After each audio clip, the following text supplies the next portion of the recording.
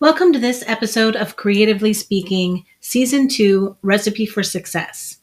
In this episode, I chat with Ashley Manila, founder of Baker by Nature. Ashley and I have worked together on several projects, so I was so happy to bring her onto the podcast to talk about her experience and growth as a highly regarded food blogger. Food blogging has truly become more than just a daily food diary. It has become a complex industry that has transformed simple content creators into multimedia studios.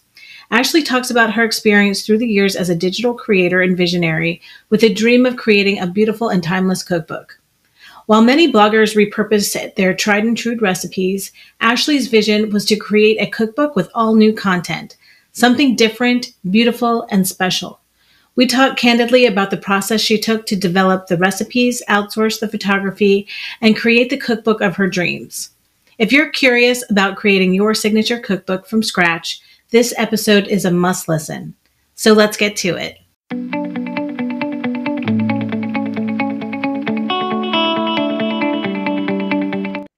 Hi, Ashley. Welcome to Creatively Speaking. I'm so excited to have you here today. I feel like with the work that we have done together in the past, we always had a lot of meetings and I miss talking with you. So welcome to the show.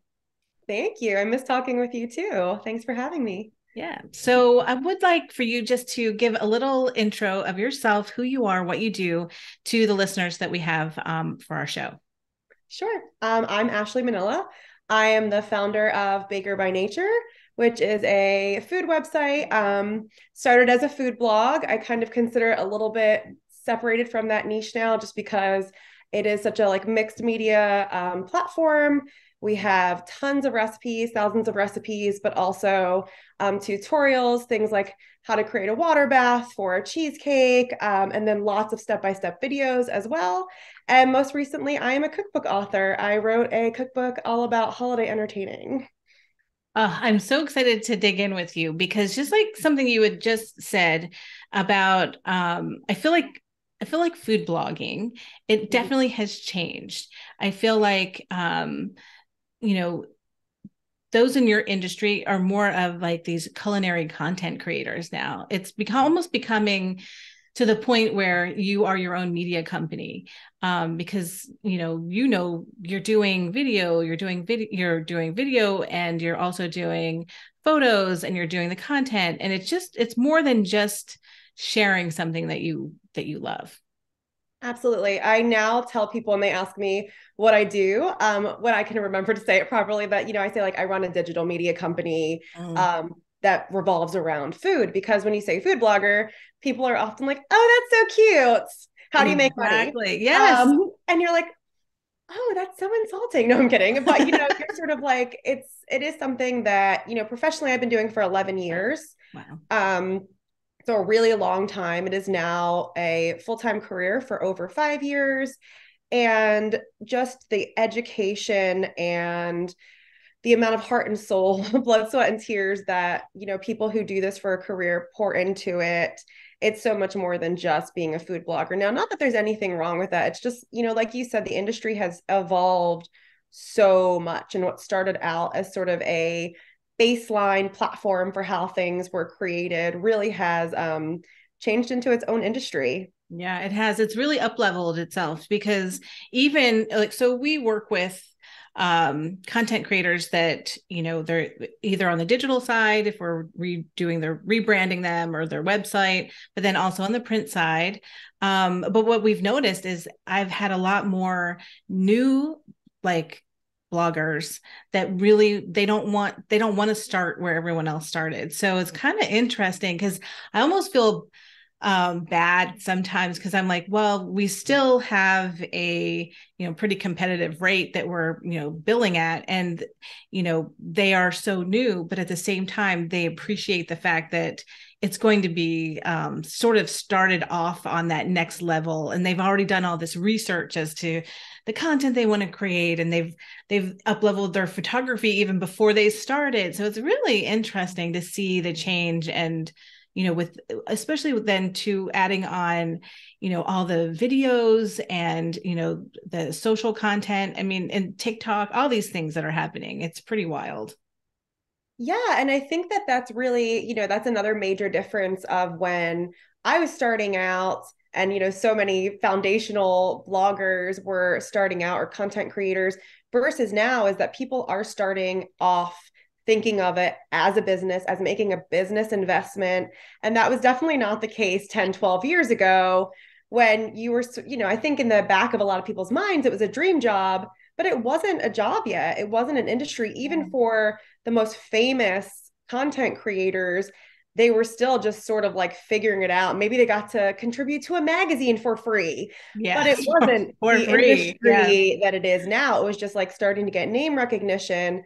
Versus now, when people start off, they are, for better and worse, I think, starting off thinking of it as a profit making business.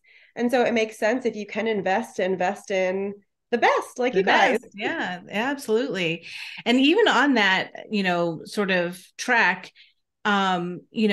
what at what point now, like, so what's happening in terms of like, we've got digital that you have food blogging, you have the video aspect of it, but now I think the next trend or the next like avenue really is some sort of product, whether it is a cookbook or something else. And I feel like I've seen that it's there's this trend has started probably about 5 years ago, and Mm-hmm. I'm all there for it because I come from a traditional cookbook background.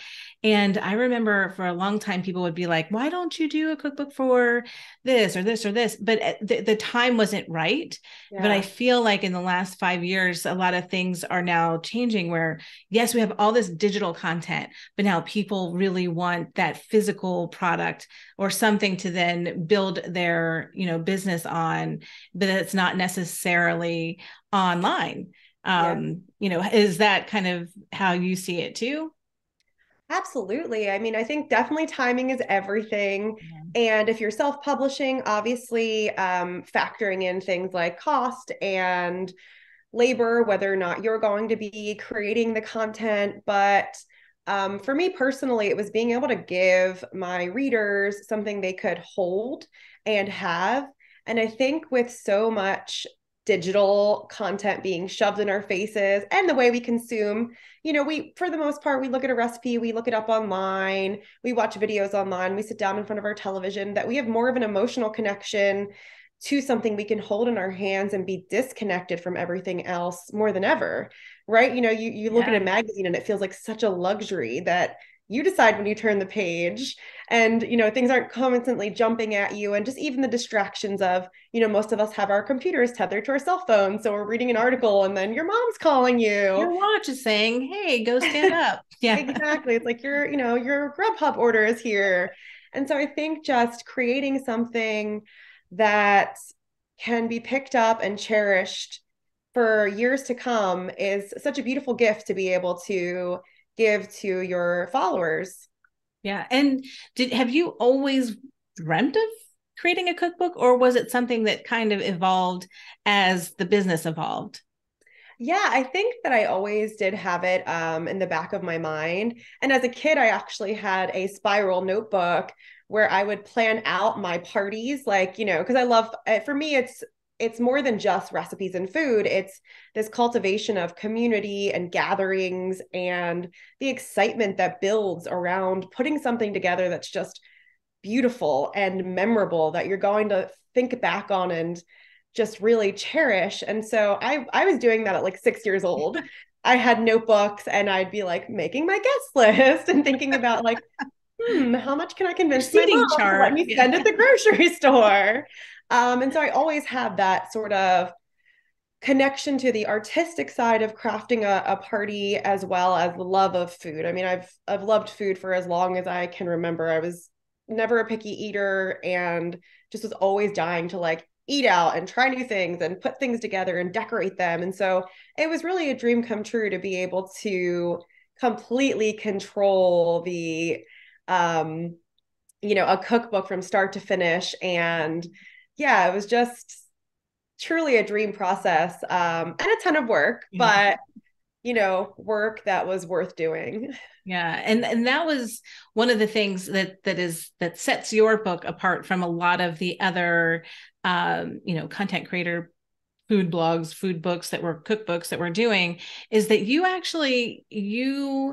have all new content in this book. So a lot of our clients, they're coming to us to repurpose, which is great Mhm. because all of the investment has already been made. The artwork is already on the blog, the content is there, so now they just have to clean it up, get it Right. into the format. But when you thought of your idea and you decided that you wanted it to be all new content, like how did you approach that? Like how did you wrap your brain around the first few things that you had to do? That's a great question. I was never, and not to say I'll never do it, but I never felt the urge to do a cookbook in print of recipes I already had on my website. I feel like that's just such a great thing on its own and it works. But I did have this dream of making something just absolutely beautiful. Having a photography team really come in and make this book just stunning and something you want to, again, like cherish and take your time going through. Those are the cookbooks I love the most because when I'm cooking something practical for my family, most likely I'm whipping out my computer and I'm looking at it while I'm cooking. But around the holidays, I really like to plan things out. I like to have a book out on the countertop. So it was pretty easy coming up with the recipes only because I have notebooks full of holiday recipes that I can never get up in time each year. It's also just the time of year where I get the most requests for recipes. Mm. And my readers have great ideas as well. They're like, hey, I can't come up with this, but I'd love a gingerbread cake with all of these different components. And sometimes I'm like, wow, that's a great idea. Getting it up on the website isn't always logical. But so it was really fun to sort of catalog all of these super special ideas. And there was a huge process, obviously, of elimination as well, because I think I started out with about 150 recipes, Mm-hmm. and we got it down to a little bit over 80. Yeah. But it was really great to be able to provide foolproof recipes that are totally a labor of love, but they're stunning in every aspect. I mean, not only do they taste delicious, but they're conversation pieces. They're Yeah. meant to be cherished with your family or your friends or just a loved one. So it was really special and for me, very fulfilling to be able to do that work. Well, I know when you came to us with the idea, I was thrilled. I could not wait, and we were already thinking of all the things we could do with it right before it even started. So, to be part of that process was so fun on my side. But about how long did it take you to gather your content in terms of, the recipes and testing? Like was it? Did you start like the year before we started, or about how long did it take you to kind of really dig into that content? Yeah, so I had the idea for a long time, probably a couple of years. I couldn't stop thinking about this holiday book. And I'd be like, no, I'm not going to do it. Maybe there's not the market for it. No one else has written it. Is there a reason why? And it just kept coming back to it. And anytime I would mention it to a friend or a family member or on social media, people were like, I would buy that book. I'd love to have that book. And so I definitely had started collecting ideas. And I'm old school, like in a notebook, and like, so I made the foundation of the book about a year out. And then probably 2 months before I came to you, I was like, okay, I'm going to do it. And I started like securing people and, securing my photography team and making sure people were available, making sure. And then I found out I was pregnant. And that definitely sped up certain processes. But I really think it was a blessing in disguise as well, because um, sometimes you spend too much time thinking about things and you lose that spark and that Yeah. magic of in the moment.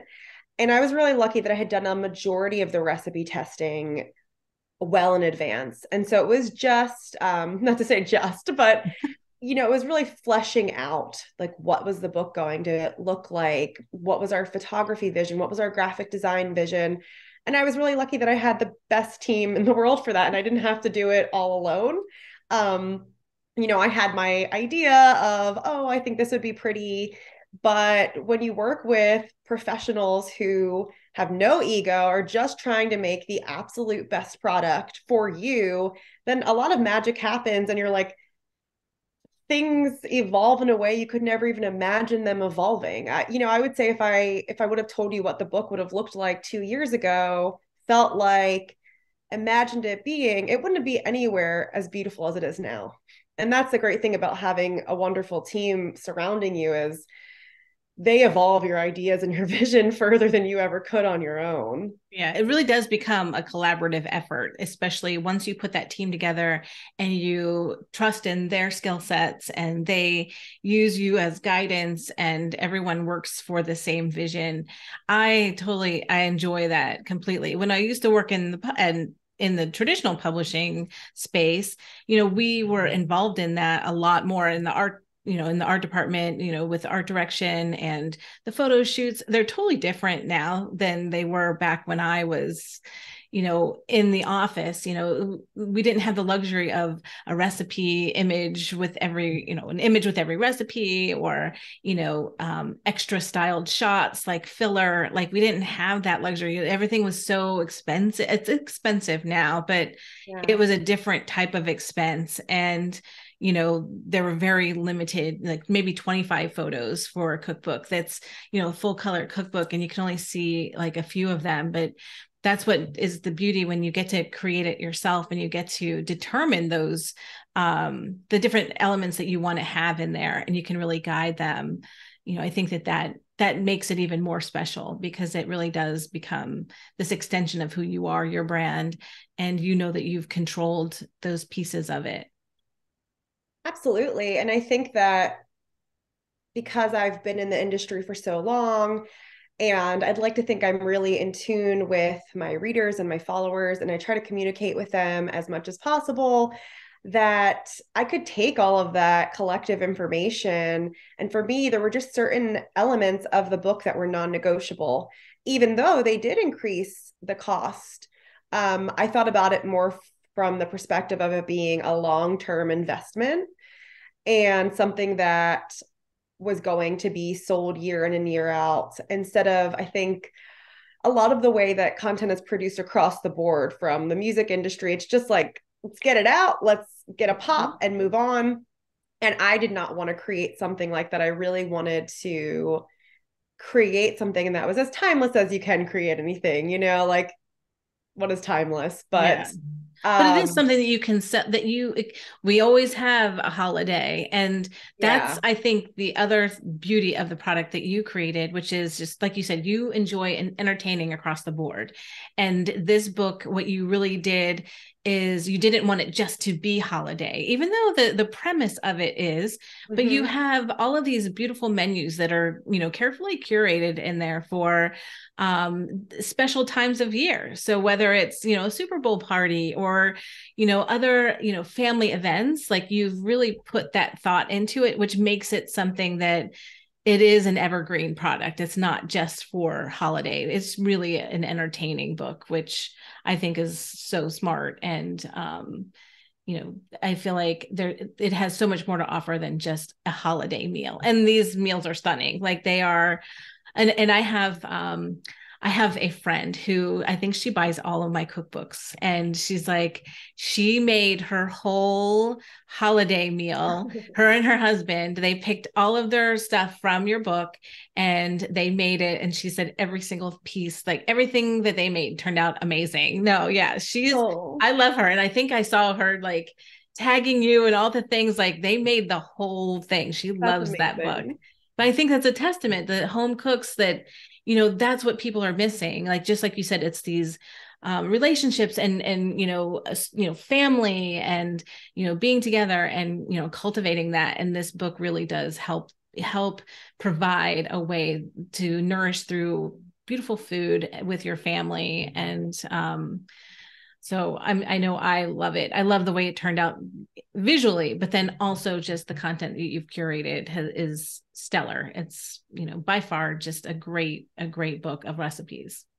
Thank you so much. That, Yeah. yeah, seeing people, the feedback was obviously you pour all of these years of work into a book and you feel, of course, on the one hand, like, yes, this is amazing. I know it's amazing. Personally, I think I tested every recipe 10 times. I mean, I went crazy. I was in my kitchen like a mad scientist, like tweaking up until the last minute. Oh, maybe. And I think you remember the editing process where I was like, Yeah. this missing, my son was 3 days old and I'm like cradling him in my lap where I'm I'm like, like, oh no, no, can she like see? this has to be perfect because so much trust goes into Yeah. that. And um I really did try to make the recipes, although they're not easy recipes. I would never say that because I think we label sometimes that with like it's like clickbait almost, like Yeah. super easy. And some of the recipes are super easy, others aren't. But I really tried to walk the reader through every step and make the layout. The layout's very unconventional for print, as I'm sure you know. Yeah. I didn't want people to have to turn to page, 234 to get the cranberry compote that was used for the gingerbread cake. I put that right in there so that you have everything in the same place. I really tried to build confidence because not everyone is a natural entertainer. And it's just so much easier when everything is laid out for you and tested and prepped. And I think it really allows the person who's creating the recipe to enjoy the process, which is always my goal. There's so much stress that can go into cooking and baking these days because everyone is time stressed and money stressed, and cooking involves, and baking especially involves, time and money. Like there's no beating around that you have to use your time and spend money on groceries. And so I felt like it was my job to make them the best possible version of that recipe. And, look, at the end of the day, I'm sure someone's going to mess it up. And I can only control that so much because you're not Yeah. in someone's kitchen and they don't have the right pan. But I really tried as much as possible to proactively work that out for people. Like, hey, if you don't have this, this will work, but this won't work. And you can only put so much of that in print. But we really tried, I think, as a team effort. Like I would talk to you about that and you were like, let's put notes, like Ashley's tip, um, to really give people the confidence, whether they're entertaining just two people, like having Yeah. neighbors over. People think entertaining, oh, throwing a huge party, but really you can even entertain, your spouse. Like, I cook for my husband once in a while. Like, I cook for him all the time, but I'll cook a special meal, and Yes. like you Yes. have your theme, you're making your cocktail or your mocktail, and Mhm. it's just such a lovely experience. And I think that we've lost our way with that sometimes. We forget how beautiful it is to actually spend the time. Yeah. That is a luxury. It's not a waste of time. It can actually be such a beautiful experience, one that you enjoy in the moment, and then also enjoy retrospectively thinking, back on it and like, oh wow, remember that night we spent, enjoying that cake or making those gingerbread cookies. And so, yeah, it's just a very special thing. Yeah. And it is the way that you put the recipes together, just like you said, it really does help the reader, the person that's actually in the kitchen, get through the whole thing in one shot. You're not going from here to here. Oh, shoot, I needed this. It was very Mm-hmm. cohesive and very just beautifully organized in terms of the photography and all the other pieces I think that kind of went into it.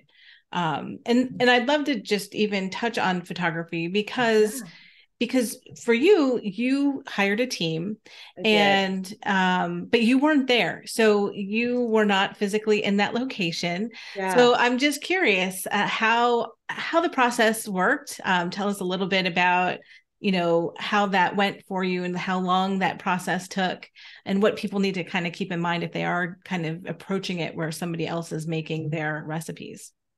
Yeah, absolutely. Yeah, so up until the cookbook, I did all of my own food photography, and it's something I love and I'm passionate about, but I knew there was no way I was going to be able to, really write the book I wanted to write and have amazing photography. And that's where having a team just comes in and it's so helpful. I've known Joni Simon's work for about a decade. I mean, I learned so much from her, just from her YouTube channel.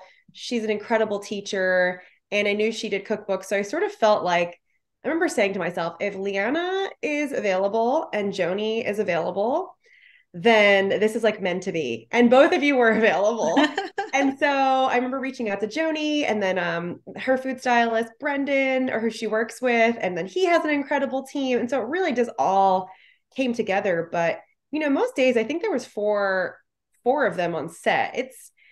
It's no joke. Yeah. I would see them on Zoom and it's like, holy cow, to know how many people are working on your behalf to make your product the best it possibly can be is it's a feeling for sure. And it was really incredible.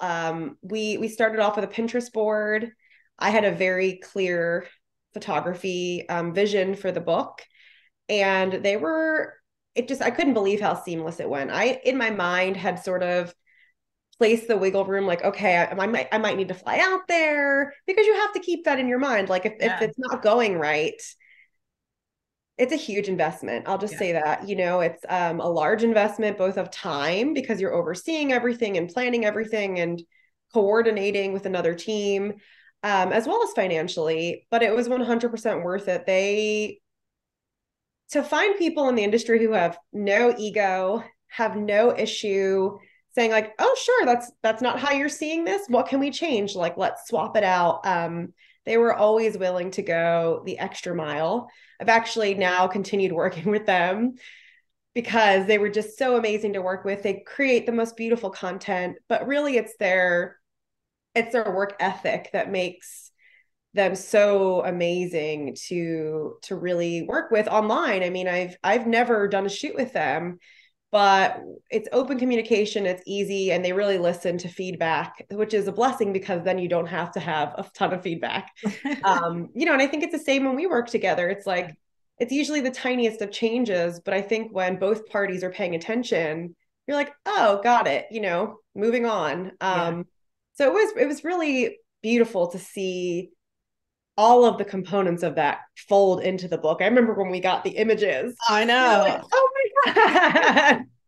I know. Well, I actually was just talking to Joni, and in reliving that moment, I remember even just the initial outtakes that were happening. I don't even think they were the food photography at that point yet. I think it was just Mhm. literally props and Yep. color, different textures and colors and like things that would be included in the shots, and just seeing that collection of items was awesome because like I said, when I worked in traditional publishing, we would get to go there. We would get to see all you'd walk in and it was like this amazing experience to see everything laid out and organized. But then to see it in just a different format, like we couldn't physically be there. They're taking all these photos, and it was beautiful because over the course of the time that once we started getting those photos in, they really dialed it in. Like there was just Oh, like it just kept getting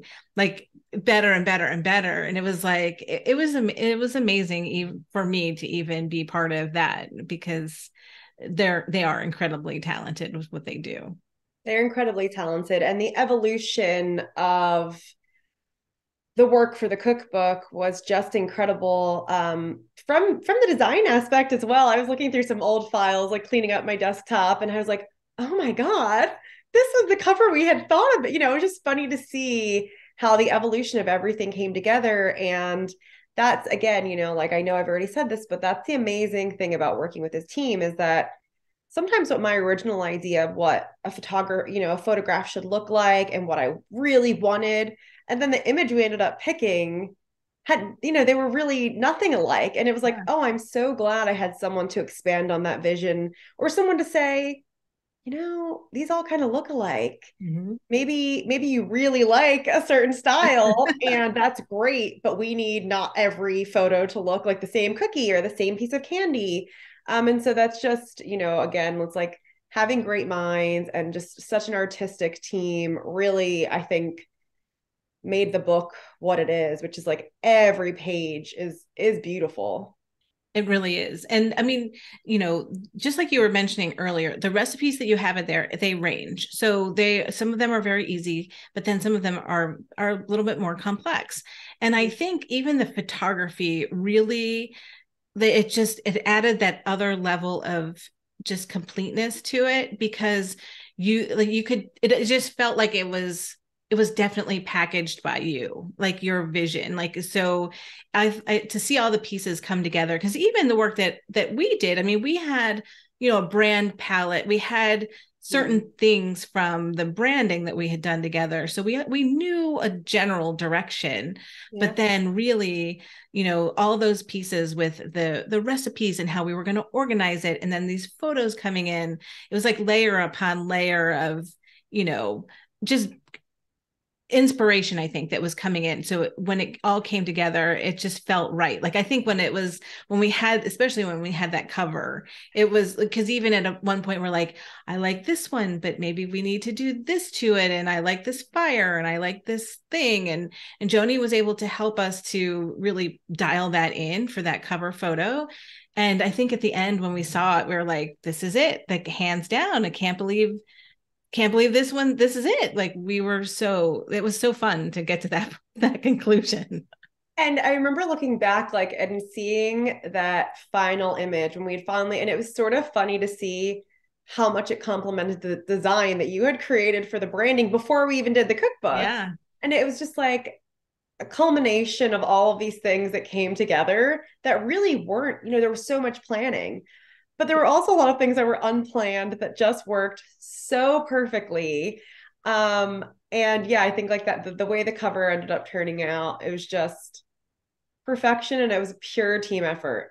Yeah. And I think, especially like when it comes to, self-publishing and, Mm-hmm. producing this on your own, we even had some ideas that didn't pan out. Like, Yeah. we tried some different, like, we wanted a texture and we wanted this foil. And then when we got it, we're like, oh, what is this?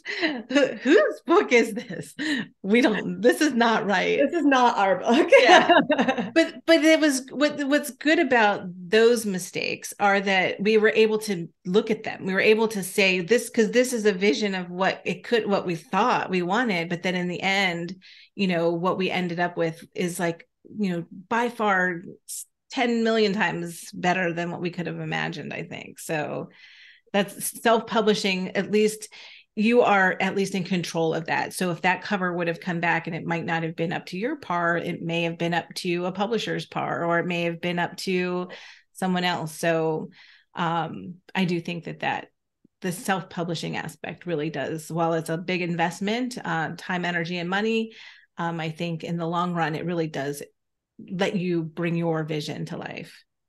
Absolutely. And I think that, like, speaking to anyone who is really thinking about self-publishing, I would say that investing in the right team, even though you are self-publishing and it is your book at the end of the day, the more feedback, if you can set aside your own feelings of what you want and remember that you're not writing a book for yourself, that ideally you're writing a book to sell, and to not only sell, but to really give to people who are going to love it.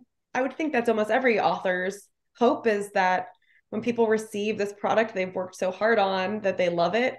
And so having a team that can give you honest feedback and make the changes that are needed to create the best product is such a worthy investment. I would never want to self-publish without that.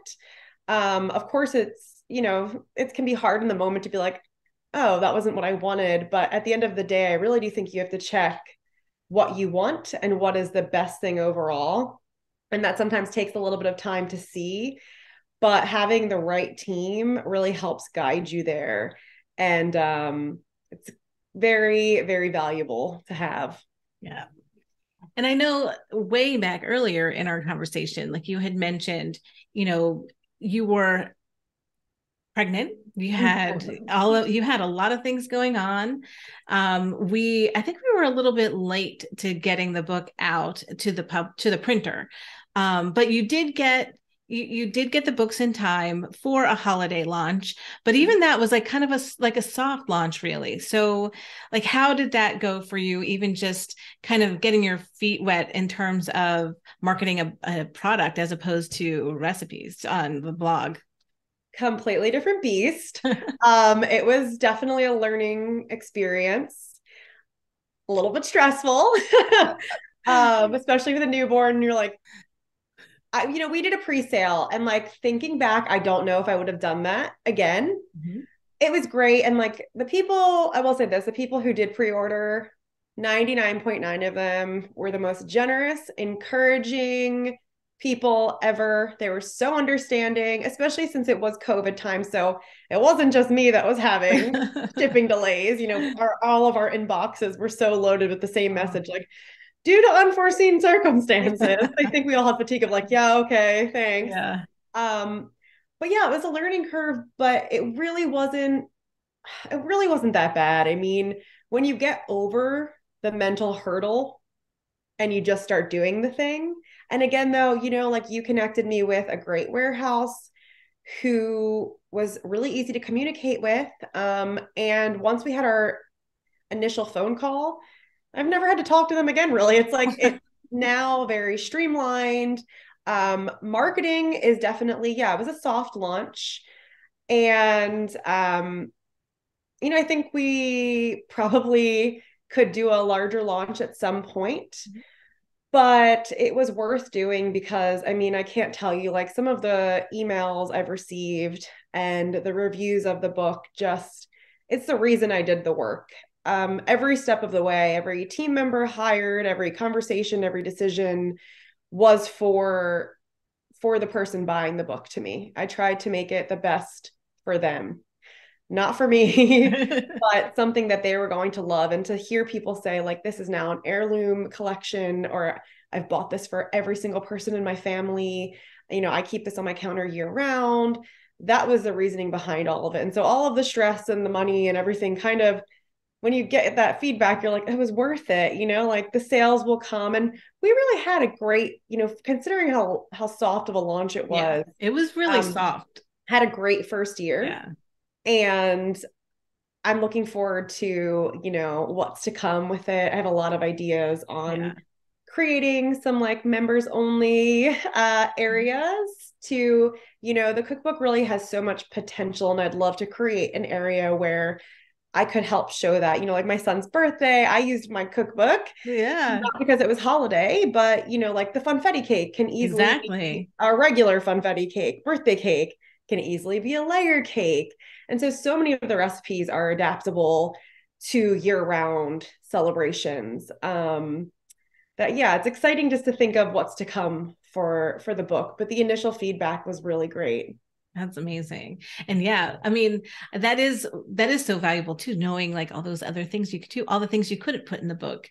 It's Mhm. like having some insider information as well. Yeah, and there's no expiration date Yeah. on, like I said, I wasn't trying to do like a one hit and Yeah. be done with it. I really, I love that book. And so I'm really excited to brainstorm and think about new ways to share it. And I really do think it's, something that I'm excited to be using for years to come. And so I hope to be able to share that, with other people as well. Yeah, absolutely. So, if you were to give someone some advice aside from having a team, Yeah. what would you say to them if they want to start, if they want to create something from scratch, not repurposing? What kind Mhm. of tips would you give them? Sure. Yeah. I mean, I think just choosing a topic that not only are you passionate about, but you should definitely be skilled and experienced in, because it is a huge workload to take on. It's a huge time burden, and you want to be able to both enjoy the work that you're doing, but also, learning from scratch isn't a great idea when you're going to be giving someone else a book that I think they expect you to be an expert in. So, for me, choosing an area that I felt like, of all of the other things I cook and bake and know how to do, this is the area where it's just so natural for me. It's who I am. And if you can choose a topic like that just feels so personal, and you could talk about it for hours, and you never run out of time or ideas about it, then that's just so great, because that's really going to be your fuel through writing the book. Definitely don't pick something you have a medium level passion about. Yeah, I think that's great advice. So, Ashley, I'm so thankful that you took this time out of your busy schedule to chat with me. But I would love for you to just let everyone know where they can find you, where they can buy the book. And we'll make sure that we have all that info in the show notes. But I would love for you to share with them. Absolutely. Thank you for having me. It was so fun to catch up. Yeah, so you can buy my cookbook directly through my website, bakerbynature.com. There's a button right at the top of the page in a beautiful pink color that says buy my cookbook, and that will take you to our Shopify page where you can purchase it. Awesome. Well, I hope you have a great weekend. We are on Cinco de Mayo today doing this recording. So hopefully the weather holds off and we at least can go outside for a little bit. Yeah, margaritas for everybody. Yes, but thanks so much, Ashley. Thanks, Lana. So good to see All you. right.